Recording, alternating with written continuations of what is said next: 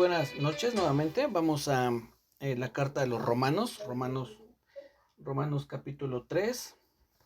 La semana pasada estuvimos viendo acerca del juicio o un juicio en la carta a los Romanos y veíamos a estas tres personas ficticias que presenta el apóstol Pablo, que era un idólatra, un hipócrita y un religioso, y estuvimos más o menos viendo, no con mucha profundidad porque es un pasaje pues bastante largo, pero sí pudimos ir viendo más o menos algunas características que tenía el idólatra, el hipócrita y el religioso. Y veíamos en cuanto al idólatra aquellas personas que cambian la gloria de Dios, dice ahí, por semejanza de bestias, de animales, de cuadrúpedos, de reptiles. Y después profundiza un poco más el apóstol Pablo diciendo que incluso esa idolatría, ya parafraseando un poco, pero que esa idolatría también se puede interpretar como el deseo de satisfacer mis propios gustos y sobre todo cuando son aquellos gustos o deseos, mejor dicho, cuando son aquellos deseos que van en contra de la voluntad de Dios, como veíamos aquí que habla de la lujuria, la concupiscencia, dice que cambiaron el uso natural del hombre y la mujer y se encendieron en su lascivia hombres con hombres, y también las mujeres, dice, dejando el uso natural, cambiaron lo que es la forma en que Dios había establecido el matrimonio, ¿no?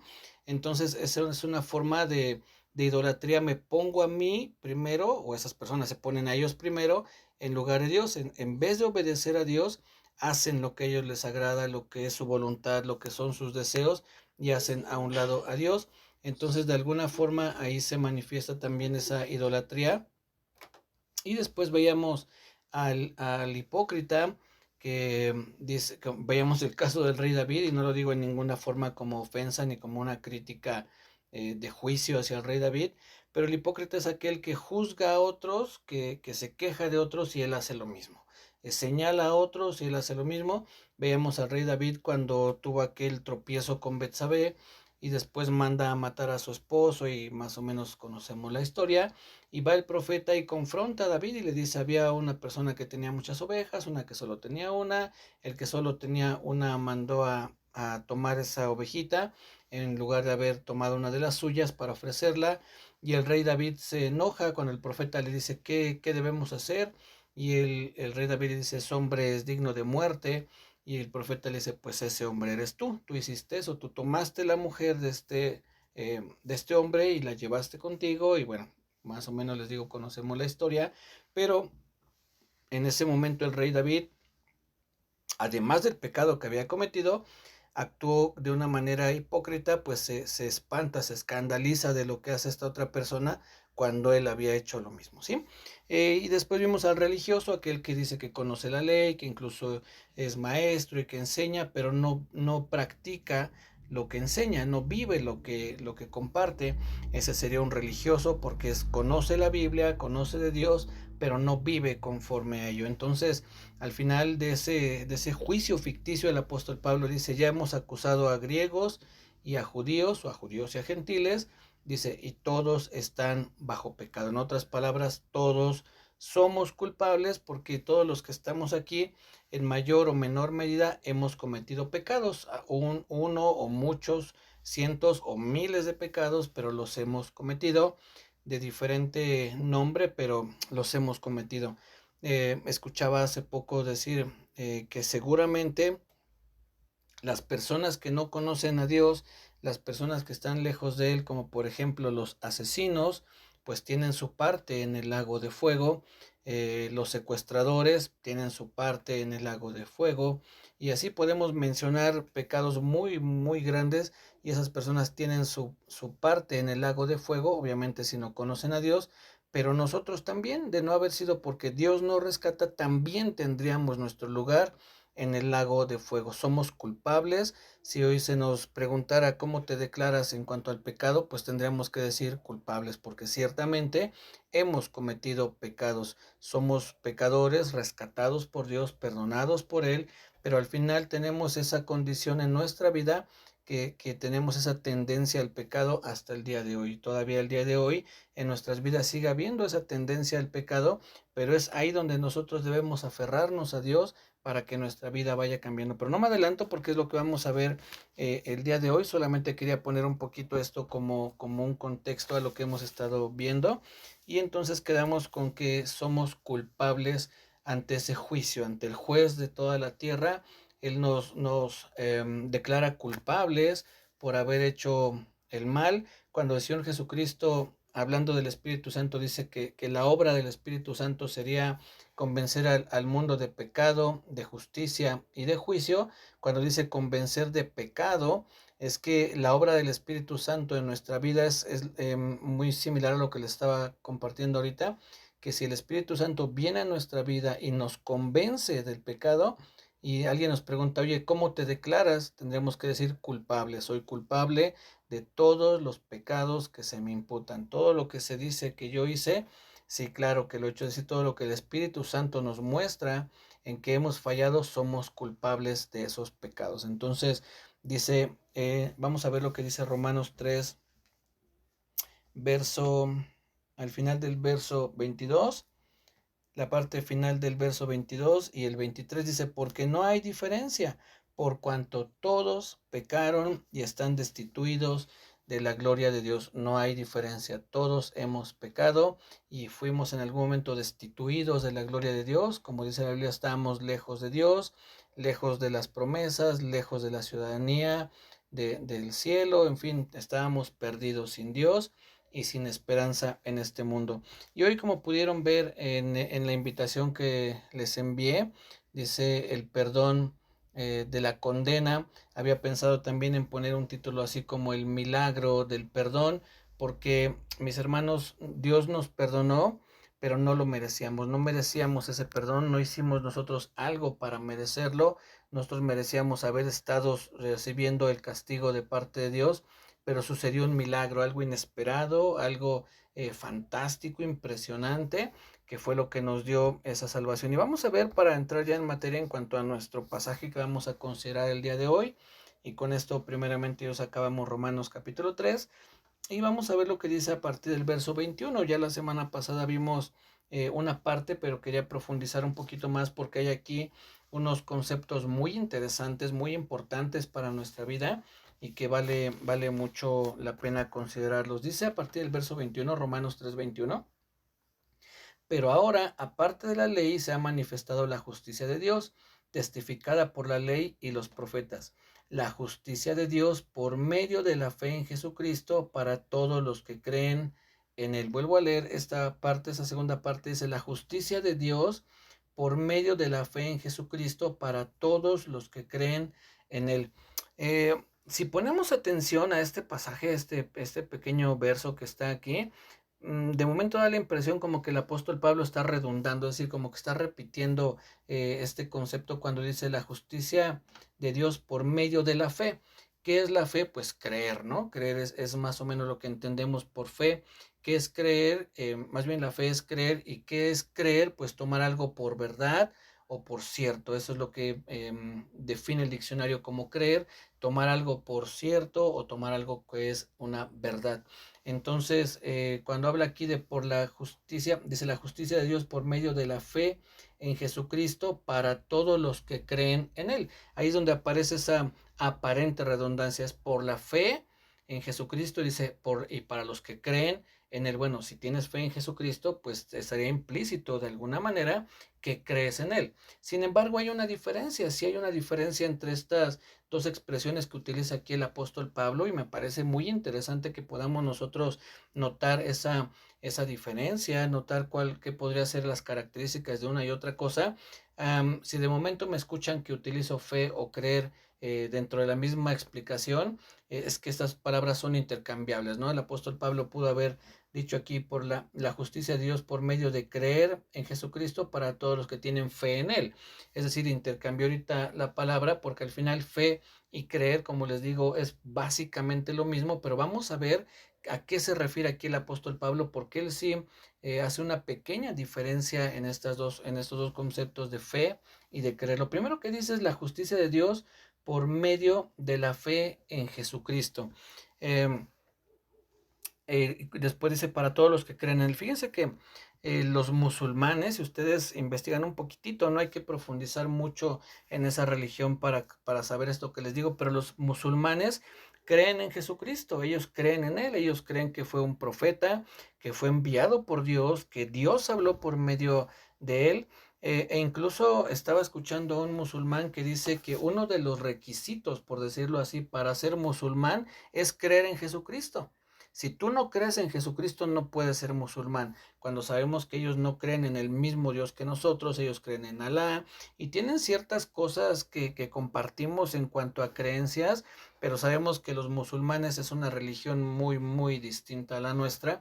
Sin embargo, compartimos esta porción en cuanto a creer en Jesucristo. Ellos creen, mejor dicho, ellos creen en Jesús, porque es que hay una diferencia, ahorita la vamos a ver, pero ellos creen en Jesús, ellos realmente creen que Él, como les decía, fue enviado por Dios, que Dios habló por medio de Él, que fue un profeta, que fue alguien que su vida fue un ejemplo. Ellos tratan de imitar la vida del Señor Jesús, pero ellos se quedan solamente en eso, en creer en Jesús. Pero la diferencia que aquí marca el apóstol Pablo en cuanto a esa creencia y es esa sabiduría de Dios es impresionante, porque no dice creer en Jesús, dice el verso 22, por medio de la fe en Jesucristo. Y esta palabra es bien importante porque implica hablar de Jesús y de Cristo. ¿Cómo es que se unen las dos cosas? Sabemos que Jesús lo que significa es Jehová salva, y Cristo es la expresión que se utiliza para el Mesías, para el enviado de Dios o para Dios mismo. Entonces, cuando se habla de Jesucristo, es que Dios mismo salva por medio de su enviado, que es el Hijo de Dios. Entonces, este juego de palabras puede sonar un poco revuelto, pero vaya, lo que quiero decir en pocas palabras es que ellos creen en Jesús, pero solo hasta ahí. No creen que sea Dios, no creen que haya sido Dios mismo, Dios Hijo, Dios hecho hombre, quien vino a la tierra y se manifestó, y lo que ya nosotros hemos aprendido. Entonces, ¿por qué es importante esto que menciona aquí el apóstol Pablo cuando dice la justicia de Dios por medio de la fe en Jesucristo? Es decir, que nosotros creemos en que Jesús es Dios, es el Hijo de Dios, es Dios Padre, Dios Hijo. Ellos lo ven solamente como un profeta, ellos solamente lo ven como un hombre bueno, como un ejemplo a seguir, pero no creen que sea Dios. Y nosotros, para que nosotros podamos recibir esta justicia de parte de Dios, debemos creer que Jesús es el Cristo, o que es Jesucristo, el enviado de Dios, Dios mismo, Dios hecho carne, que vino a la tierra a morir por nuestros pecados. Espero haberme explicado con la importancia de esta expresión, porque vuelvo a decirlo, los musulmanes sí creen en Jesús, pero no en que sea Dios mismo, Dios Hijo.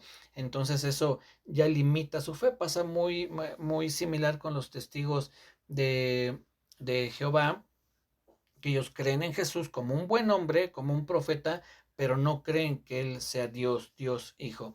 Entonces, dice, lo mencioné en algún momento en una de las cartas del apóstol Juan, cuando habla de creer en el Hijo, es decir, en el Hijo de Dios. Dice, el que no tiene al Hijo, tampoco tiene al Padre. Si tú no crees en el Hijo como el Hijo de Dios, como Dios mismo, entonces tampoco tienes al Padre.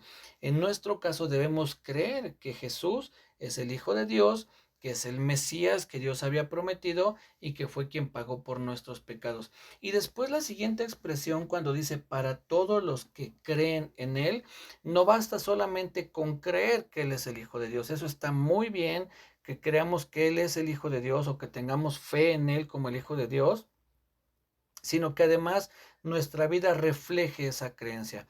Nosotros podemos decir, sí, yo creo que Jesús es el Hijo de Dios, que es el Mesías prometido, que murió por mis pecados, pero si después mi vida no refleja las obras de Jesucristo, entonces solamente creo en Él como lo hacen los musulmanes o los testigos de Jehová, que su vida no cambia porque no tienen esas obras que reflejan nuestra fe. Recordemos que la fe tiene que manifestarse en obras. Es decir, si les pudiera poner un ejemplo tal vez muy básico, y quizá este ejemplo no alcance a abarcar toda la idea que quiero compartir, pero imaginen que ahora mismo nos encontramos a alguien y nos dice que es futbolista. ¿Sabes qué? Yo soy futbolista. ¡Oh, qué padre! Y me imagino que tú sales a correr, haces ejercicio, Y él nos dice, no, no, yo no corro ni hago ejercicio. Bueno, pero practicas, entrenas, es decir, haces con el balón ahí. No, no, no, nada, no, yo no entreno ni hago nada. Bueno, pero juegas en un equipo, al menos has de tener un equipo. Y le dice, no, tampoco no juego en ningún equipo. Bueno, al menos juegas fútbol así en la calle con tus amigos. No, no, no, yo ni entreno, ni hago ejercicio, ni tengo equipo, ni nada. Entonces, digamos, entonces no eres futbolista. Para ser futbolista tendrías que entrenar, tendrías que hacer ejercicio, tendrías que tener un equipo. Pasa muy similar con nosotros. Si decimos que creemos en Dios, que somos hijos de Dios, se tiene que ver en nuestros hechos. Si decimos, yo soy hijo de Dios, yo creo en el Señor Jesús, y bueno, me imagino que lees tu Biblia diario. Bueno, no, casi no la leo, pero oras diario. No, tampoco casi no oro. Pero bueno, vas a la iglesia y te congregas y participas. A veces voy, sí, de vez en cuando, pero me imagino que sí estudias, meditas en la Biblia. No, pues no, tampoco casi no. Entonces no eres hijo de Dios. Tus obras deben reflejar que eres hijo de Dios, como en el caso de aquel que se dice ser futbolista, tiene que verse en sus hechos. Y eso es parte de la fe. La fe, cuando uno tiene fe en Jesucristo, en que Él es el Hijo de Dios y también creemos en Él, ese creer no es solamente, es algo activo, digamos, es decir, se tiene que ver en nuestras obras. Y eso lo explica muy bien Santiago. Si me acompañan, por favor, a la carta que escribe Santiago. Santiago capítulo 3, no 2, Santiago capítulo 2. Vamos a ver qué dice esta porción. Santiago 2:14 dice, hermanos míos, ¿de qué aprovechará si alguno dice que tiene fe y no tiene obras? ¿Podrá la fe salvarle? Ahora, aquí debemos entender esta pregunta que dice, ¿podrá la fe salvarle? Si yo te pregunto, oye, ¿y tú crees que tu fe te hace salvo? Nos diremos, sí, claro, mi fe me hace salvo. Bueno, pero esa fe tiene que verse viva, tiene que estar viva. Es como un árbol que está vivo, un árbol de manzanas. Para saber que ese árbol está vivo, es un árbol productivo y sano, tiene que dar manzanas. Si es un árbol, quizás ese árbol es de manzana, pero nunca da manzanas, ya no tiene ni hojas, tiene puras ramitas, decimos ciertamente es un árbol, pero está muerto. Así la fe, uno puede decir yo tengo fe, pero si después no se nota en mis obras, entonces es una fe muerta.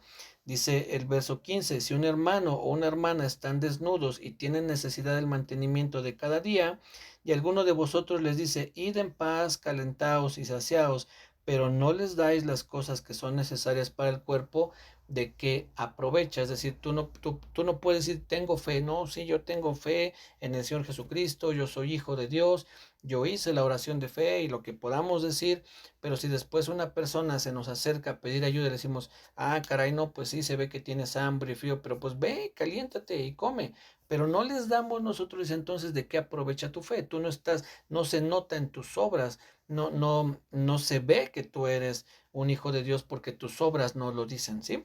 Más adelante aquí mismo dice en el verso, en Santiago, dice el verso 20, mas ¿quieres saber, hombre vano, que la fe sin obras es muerta? Ahora ven lo que dice el verso 21, esto es bien interesante. ¿No fue justificado por las obras Abraham, nuestro padre, cuando ofreció a su hijo Isaac sobre el altar? Y ven lo que dice el verso 23. Y se cumplió la escritura que dice, Abraham creyó o tuvo fe en Dios y le fue contado por justicia. Ahora, si alguien nos pregunta, ¿tú cómo sabes que Abraham tenía fe? ¿Cómo sabes que Abraham creyó a Dios? ¿Qué es lo que demostró que Abraham creía en Dios? Pues que ofreció a su hijo, es decir, sus obras, las obras que Abraham hizo dieron testimonio de que él creía en Dios. Entonces lo que está diciendo el apóstol Pablo aquí en Romanos que estamos considerando es no basta solamente con creer. Estamos viendo Romanos 3 verso Romanos 3 verso 22, que dice la justicia de Dios por medio de la fe en Jesucristo, es decir, que tú creas que Él es el Señor, que Él es el Mesías, que Él es el enviado de Dios, que Él es Dios mismo, y después dice para todos los que creen en Él, es decir, para todos los que su vida refleja que creen en Él, para todos los que su vida da testimonio de que creen en Él. Les decía, los musulmanes creen de alguna manera en Él, pero no creen que sea Dios. Hay otras personas, como dice también aquí en Santiago que acabamos de leer, dice, tú me puedes decir que yo tengo fe y tú tienes obras, dice, pero yo te puedo mostrar mi fe por mis obras, pero a ver, tú muéstrame tu fe sin tus obras. ¿Cómo puedes decir que tienes fe y luego no vives conforme a esa fe? Entonces, para nosotros debemos creer que Jesús es el Hijo de Dios y debemos vivir conforme a ello. Nuestra vida debe reflejar que creemos en Él.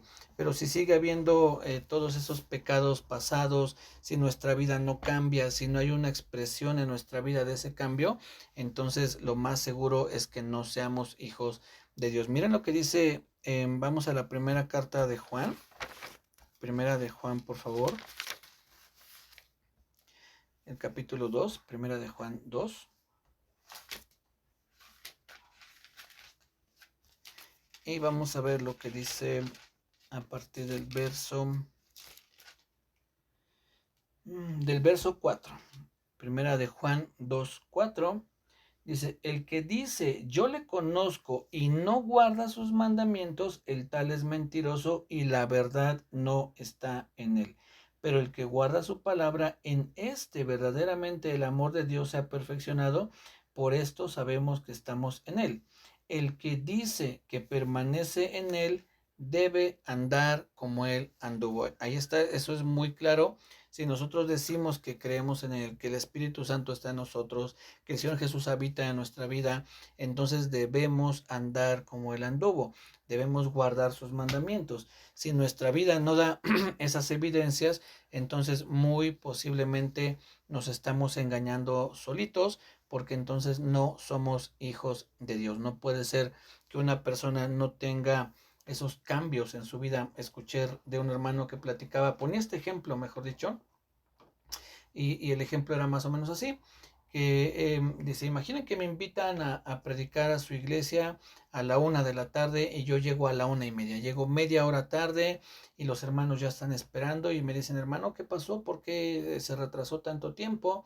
Y este hermano dice, miren, ya venía yo para acá, pero justo cuando iba a atravesar en mi auto las vías del tren, mi auto se descompuso y yo quise echarlo a andar y ya venía el tren y mi auto no arrancaba y entonces el tren me golpeó y me arrastró con todo y carro unos metros y mi carro iba dando vueltas hasta que el tren se detuvo y entonces yo me salí y vine acá corriendo para poder predicar. Y dice este hermano, yo no tengo ni un rasguño, no estoy ni siquiera sucio, no estoy ni siquiera despeinado, es decir, no se nota que lo que les estoy diciendo realmente ocurrió. Dice, la gente podría pensar, además de que es mentiroso, que está loco, ¿no? Al decir, ¿cómo es que un tren te arrolla y tú sales sin un rasguño? Dice, bueno, pasa lo mismo, no puedes tener un encuentro con Jesucristo y ser la misma persona, no puedes tener un encuentro, un choque, digámoslo así, con un tren y salir sin un rasguño, no puedes tener un encuentro con Jesucristo y seguir igual, no es posible, simplemente no es posible. Tiene que notarse, tiene que verse esa evidencia de que fuiste impactado por el poder de Dios y que tu vida está siendo transformada. Si quieres, ok, despacio, no es que de un día para otro todo cambió y que ya en una semana eres completamente ya irreconocible, ¿no? Qué bueno que así fuera, pero vamos en un proceso, vamos en un crecimiento, pero se tienen que ver esos cambios, ¿sí? Entonces, en este verso que estamos considerando aquí de Romanos, tenemos que entenderlo de dos formas. Tenemos que tener claro que Jesucristo es el Hijo de Dios, que es el Mesías enviado y se tiene que notar en nuestra vida que creemos en Él. De lo contrario, si no es así, lo que yo te animaría en esta noche es que busques a Dios, que digas, Señor, ayúdame a arrepentirme. Algo de lo que estuvimos viendo que el apóstol Pablo le dice a los judíos, le dice, bueno, aquí en esta carta a los romanos, pero específicamente a los judíos le dice, ¿acaso menosprecian la bondad y la benignidad de Dios sabiendo que su bondad te guía al arrepentimiento? La bondad que tiene Dios nos guía al arrepentimiento. Entonces, yo te aconsejaría que podamos pedirle al Señor que su bondad nos guíe a arrepentirnos. ¿Qué es arrepentirnos? Es reconocer que hemos fallado, que hemos cometido muchos pecados y que ya no queremos cometerlos, que nuestra mente, nuestra forma de pensar está cambiando y que aunque sé que soy un pecador, aunque sé que en mi naturaleza está el deseo de pecar, pero que hoy quiero que eso sea transformado. Quiero irme transformando, como dice el mismo apóstol Pablo, transformados por medio de la renovación de vuestro entendimiento, es decir, que nuestra mente, nuestra comprensión de las cosas cambie. Lo que hoy parecería normal para muchos, para nosotros ya no lo es. Ya no es normal el pecado, ya no es normal estar haciendo cosas ilícitas que ofenden a Dios. Ya no es normal. Para muchos sí, para muchos es normal robar, para muchos es normal drogarse, para muchos es normal estar en fornicación, pero para nosotros ya no debe ser así. Tiene que haber un cambio en nuestra vida, en nuestra forma de hablar, en nuestra forma de comportarnos, en mi trato con el prójimo, con mis hermanos, mis papás, mi esposa, con quien sea. Tiene que haber un cambio en nuestra vida, ¿sí? Entonces se tiene que ver, y eso es lo que en este pasaje, en este verso tan pequeñito, está condensada toda esa idea de la fe en el Señor Jesucristo y la evidencia en nuestra vida de esa fe. Después dice en el verso, al final del verso 22, porque no hay diferencia por cuanto todos pecaron. Ahí en ese todos pecaron, ahí estamos nosotros también, y están destituidos de la gloria de Dios. Después ven lo que dice, es bien interesante aquí, dice, siendo justificados gratuitamente por su gracia. Nuevamente el apóstol Pablo utiliza una expresión que también podría parecer un poco contradictoria, porque dice que fuimos justificados gratuitamente. Para empezar, ¿qué es justificados? Es decir, perdonados. Fuimos perdonados, la justicia de Dios se aplicó a nuestra vida y fuimos perdonados gratuitamente por su gracia. Cuando uno habla de la gracia de Dios, sabemos, nos han dicho muchas veces, tal vez nuestro pastor o alguien a quien nos ha enseñado, que la gracia de Dios es que Dios nos da lo que no merecemos y no nos da lo que sí merecemos. En este caso, cuando habla de que fuimos justificados, es que Él nos dio lo que no nos merecíamos, es decir, nos dio la justificación, dice gratuitamente, es decir, no nos costó nada, y después dice por su gracia, es decir, como un regalo que no merecíamos. Entonces, uno sabe que un regalo es gratuito. Aquí nuevamente parece como que el apóstol Pablo estuviera redundando, ¿no? Sin embargo, cuando dice que fuimos, dice, siendo justificados gratuitamente, es que a nosotros no nos costó nada. El gran pago lo hizo el Señor Jesucristo, y que ese regalo nos lo dio sin merecerlo. Es un regalo que Dios nos lo dio por gracia. No merecíamos ese regalo y Él nos lo dio. Ahora, ¿por qué es importante? Porque alguien te puede dar un regalo, pero te lo puede dar de mala gana, ¿no? Alguien, o incluso te puede dar algo como cuando los niños, cuando siendo pequeños, están dos primitos o hermanitos y uno trae unas galletas y uno le dice, oye, invítale a tu hermano. Y el niño de malas les tira las galletas y se enoja, y a veces hasta lloran los niños porque no quieren compartir, y aunque esa galleta se la está dando gratuitamente, no se la está dando por gracia, se la está dando por obligación. En el caso de Dios nos extendió esa justificación gratuitamente y por su gracia, es decir, por el amor que había en Él, y fue impulsado a darnos ese regalo de la salvación, de la justificación, del perdón de los pecados, del perdón de la condena, como lo veíamos ahí en la invitación. Entonces imagínense qué hermoso es, que no es que Dios fue obligado, ¿no? Se sintió obligado a perdonarnos, sino que Él nos lo dio gratuitamente y por gracia, es decir, porque Él así lo quiso, porque en sus deseos, en los deseos de Dios estaba justificarnos y sin costo alguno. Nosotros no hicimos algo para merecer ese regalo. Al contrario, habíamos hecho todo lo posible por merecer el castigo de Dios. Habíamos ofendido a Dios, ofendido a nuestros hermanos, y lo que realmente nos merecíamos era el castigo de Dios. Pero Él, vean lo que dice después, dice en el verso 24, mediante la redención que es en Cristo Jesús. Ahora, esta palabra redención, les voy a decir cómo la define el diccionario, es rescatar o sacar de la esclavitud al cautivo mediante precio, es decir, que se rescata a alguien pagando por él. Fíjense qué interesante que dice que fuimos justificados gratuitamente, pero después dice, pero si hubo un pago por medio de la red, mediante la redención que es en Cristo Jesús. Es decir, a ti te fue dado gratuitamente, pero no quiere decir que no se haya tenido que pagar algo. pero el pago lo dio el Señor Jesucristo. ¿Cuál fue ese pago? Dice el verso 25, a quien Dios puso como propiciación por medio de la fe en su sangre o en su sacrificio o en el que él haya entregado su vida. Es lo que está queriendo decir aquí el apóstol Pablo. Entonces, nosotros recibimos gratuitamente la justificación, pero al Señor Jesucristo le costó su vida. Él tuvo que poner su vida para que nosotros pudiéramos recibir este perdón de la condena a la que estábamos nosotros ya encaminados, y que Dios nos haya perdonado gratuitamente por gracia, porque Él así lo quiso, mediante el pago que ofreció el Señor Jesucristo con su propia vida. Dice, a quien Dios puso como propiciación. ¿Qué es propiciación? Como la satisfacción de la ira de Dios. Es decir, alguien tenía que pagar nuestro pecado y fue el Señor Jesucristo. Eso es propiciar el pecado. Recordemos que esta palabra viene del propiciatorio, cuando en el Antiguo Testamento estaba el arca de la alianza o el arca del pacto, y sobre esa arca se echaba la sangre de los corderos que sacrificaban para que Dios cubriera o quedaran cubiertos los pecados delante de Dios. De ahí viene, ¿no? Ese era el propiciatorio donde se calmaba, digámoslo así, la ira de Dios.